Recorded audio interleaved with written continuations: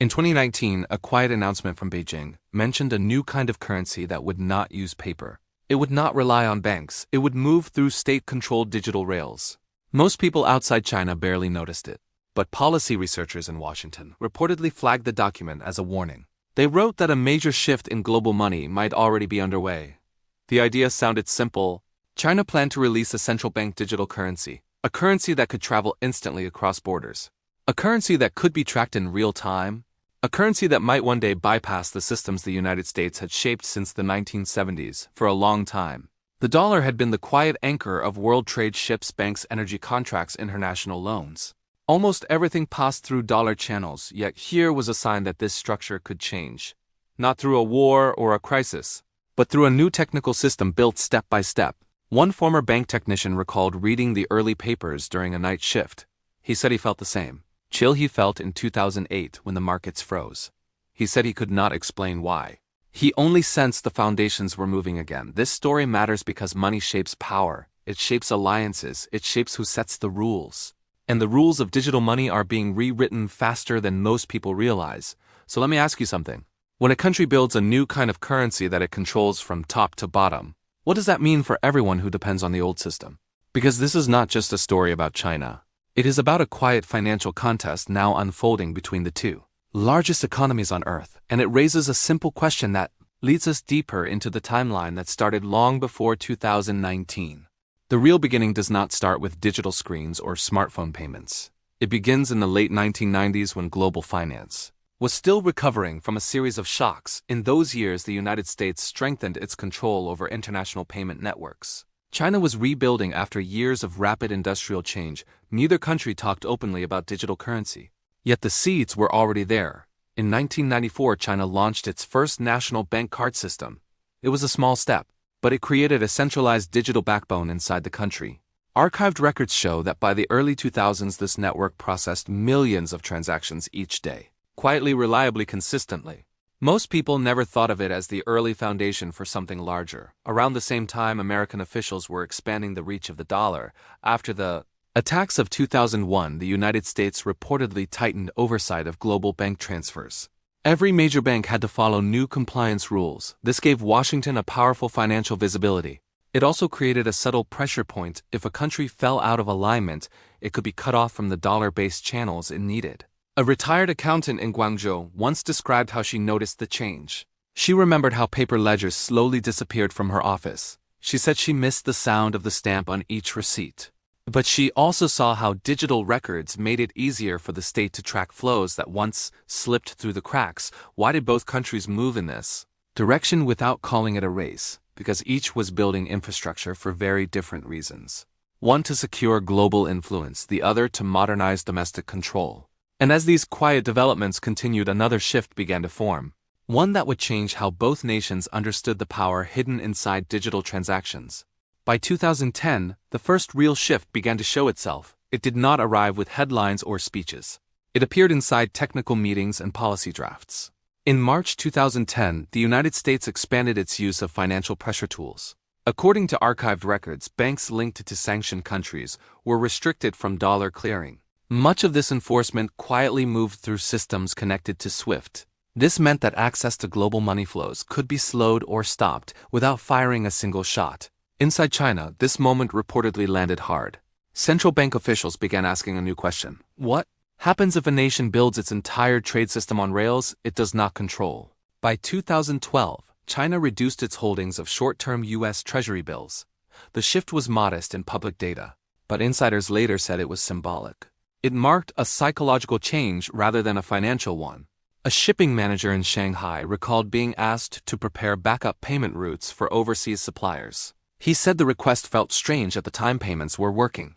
Trade was flowing, yet someone higher up was clearly planning for disruption. Meanwhile, in Washington, regulators noticed something else. Chinese banks were testing faster domestic settlement systems. Transfers that once took days were clearing in minutes.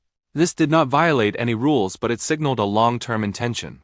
The balance of power was not breaking yet. It was tilting slowly, quietly. So here's something worth considering when control over money movement becomes a strategic tool. Who decides when it gets used? Because once that question entered policy rooms on both sides of the Pacific, the competition was no longer theoretical. It had already begun to reshape the next phase of global finance. What sat beneath these events was a mechanism most people never see. It was not a single law or a single computer system. It was a layered structure built over decades. At the center of it sat central banks. In the United States, this role belonged to the Federal Reserve. In China, it belonged to the People's Bank of China. These institutions did not just set interest rates. They decided how money moved between banks. Most international payments relied on messages rather than cash.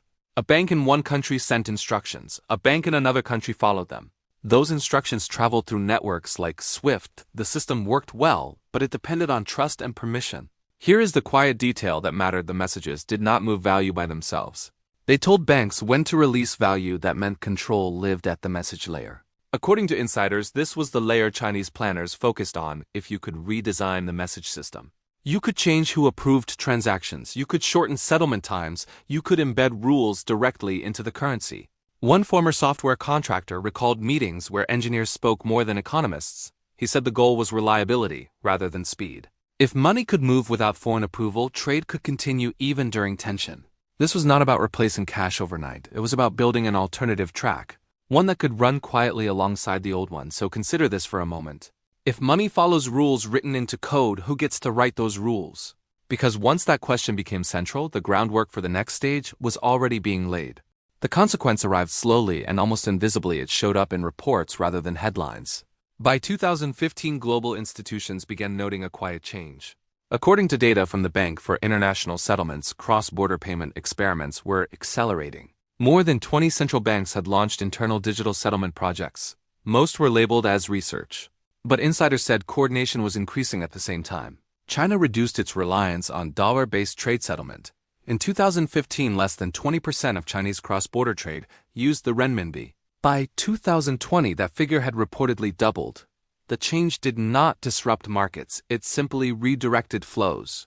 One internal memo from the International Monetary Fund noted that parallel payment systems were becoming permanent rather than temporary. The document warned that fragmentation could weaken shared oversight. It was written in careful language, but the concern was clear. Inside China, reactions were reportedly mixed. Some officials worried about trust.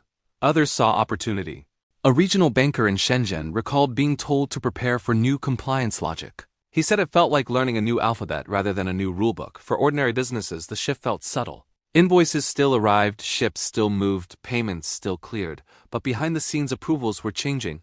Timelines were shrinking, visibility was increasing. This raised an unexpected issue. If money could be settled faster and more directly, who would monitor disputes? Who would slow things down when needed? So let me ask you directly. When efficiency replaces friction in global finance, what protections quietly disappear? Because as these systems matured, they began producing effects that even their designers did not fully anticipate. The escalation did not happen all at once. It unfolded through decisions that seemed unrelated at the time. After 2018 trade tensions between the United States and China, intensified tariffs were announced. Technology restrictions followed, but the most lasting pressure came through finance. According to public records, the United States expanded the use of targeted sanctions. Banks were warned about secondary exposure. Clearing access could be delayed or denied. This authority flowed through institutions tied to the dollar system. Inside China, planners accelerated work already underway. In 2019, the People's Bank of China confirmed internal testing of a sovereign digital currency. The project was framed as modernization, but insiders described it as insurance. Pilot programs launched in cities like Shenzhen and Suzhou. Small payments, transit cards, government salaries. The amounts were modest, but the infrastructure was real. By 2022, cross-border trials began with selected trade partners. Settlement times reportedly dropped from days to seconds. Intermediary banks were reduced. Records became instantly visible to authorities. A logistics firm manager recalled receiving payment before cargo cleared port.